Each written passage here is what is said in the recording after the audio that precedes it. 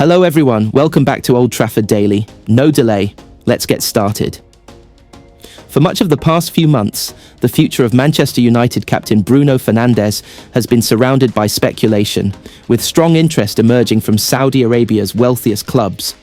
The Portuguese midfielder, one of the most influential players at Old Trafford since his arrival in January 2020, has long been admired by Saudi Pro League giants, and despite turning down a mammoth contract earlier in 2024, the whispers have not gone away. Transfer expert Fabrizio Romano has now shared his view on the situation, outlining why Fernandes' departure from Old Trafford is not imminent, but also hinting at why the Saudis and potentially clubs in the MLS and Europe will return in 2026 with renewed determination to secure his signature. Fernandes' previous rejection of Saudi Arabia. Earlier in the year, Al Hilal made an aggressive push to tempt Fernandes away from Manchester United. Reports suggested that the Saudi side tabled an eye-watering 3-year contract worth a staggering $200 million in wages. Such a proposal would have placed Fernandes among the very highest paid players in the world, rivaling Cristiano Ronaldo's deal with Al Nassr. However, Fernandes resisted the lure of financial gain. The Manchester United captain instead opted for loyalty, reaffirming his commitment to the club and insisting that his focus was solely on delivering success at Old Trafford. His decision was celebrated by United's fan base and hierarchy alike, particularly as the club were prepared to reject an expected 100-meter transfer offer from Al Hilal had personal terms been agreed.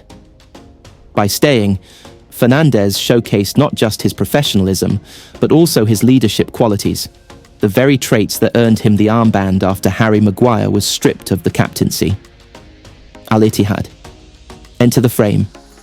Now, as the 2025-26 season gets underway, the Saudi links have resurfaced, this time with Al Ittihad leading the chase. While speculation continues to swirl, Romano has been quick to clarify the situation. Speaking to his audience, he explained that while Saudi Arabia has not gone away, there is currently nothing concrete in terms of negotiations. Many rumors that started with Al Hilal, now we continue with Al Ittihad, Romano said.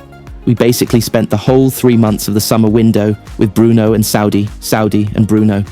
But guys, at the moment, there is nothing really advanced into it, nothing really concrete. The message is clear. Fernandes is not on the brink of a sensational switch, and his focus remains firmly on United. Romano. Bruno is happy at Manchester United.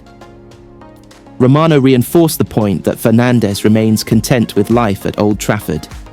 The Portuguese playmaker, now entering his 30s, continues to be one of United's most consistent performers. His creativity, set-piece delivery, leadership, and relentless work rate still make him a vital cog in Ruben Amorim's new-look system. Bruno is happy at Manchester United, Romano explained. Then if you ask me in the future, does Bruno have any chance to join Saudi Pro League? I think yes. Saudi sides have always been there, and they will return to the table for sure, because they love Bruno Fernandes. His quality, his leadership, so they will return. But at the moment, it's not something close or imminent. In other words, United fans can breathe easy for now. Fernandes intends to see out the current season in a red shirt. However, there is an acknowledgement that as the years roll on, opportunities to cash in, both for the club and the player, may prove too tempting to resist.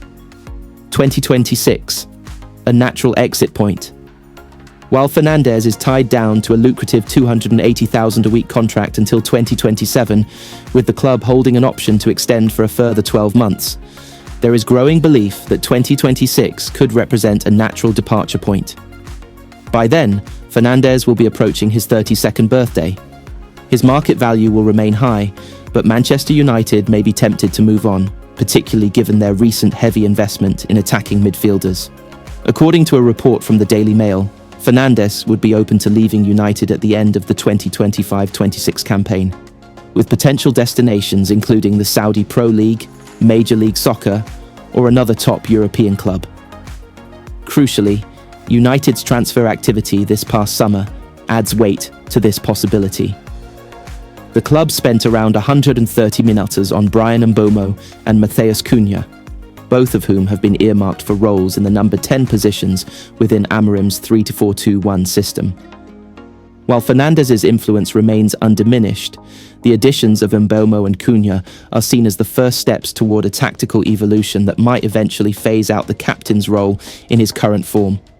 United's balancing act for United, the Fernandes question, is not just about football, it is also about finances and planning. Selling Fernandes in 2026 with 1 year left on his deal could recoup a substantial transfer fee, while avoiding the risk of losing him for less later on. At the same time, retaining him could help the squad maintain stability and leadership during what is expected to be a crucial stage of Ruben Amorim's project. United's hierarchy are said to value Fernandes highly, not just for his performances, but for his attitude off the pitch. He remains a vocal leader, a player who demands the best from those around him, and someone who embodies the work ethic Amorim seeks.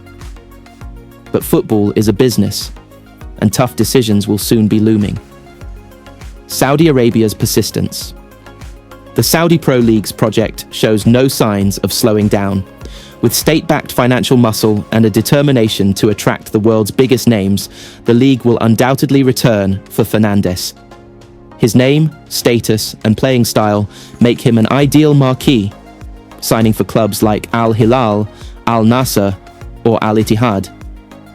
Romano's remarks that Saudi clubs love Bruno Fernandes underline the persistence of their interest.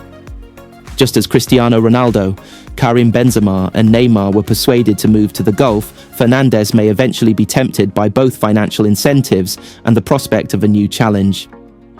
Could MLS or Europe tempt Fernandes? While Saudi Arabia appears to be the most likely destination, Fernandes may also be drawn to Major League Soccer, following in the footsteps of stars like Lionel Messi, Thierry Henry, and David Beckham. The US League continues to grow in profile, offering a different kind of lifestyle and platform for global icons. Alternatively, Fernandes could be tempted to remain in Europe, particularly if a Champions League giant sees value in adding his experience and creativity to their squad. A return to Portugal, perhaps at Sporting Lisbon, where his career blossomed, cannot be ruled out either. The immediate future. For now, Fernandes remains a Manchester United player, and there is no suggestion that will change during the current campaign. Both Romano and the Daily Mail agree that the captain is fully focused on leading the Red Devils throughout the 2025-26 season. With Ruben Amorim implementing his new system and several new signings settling in, Fernandes' role as a leader and creator will be as important as ever.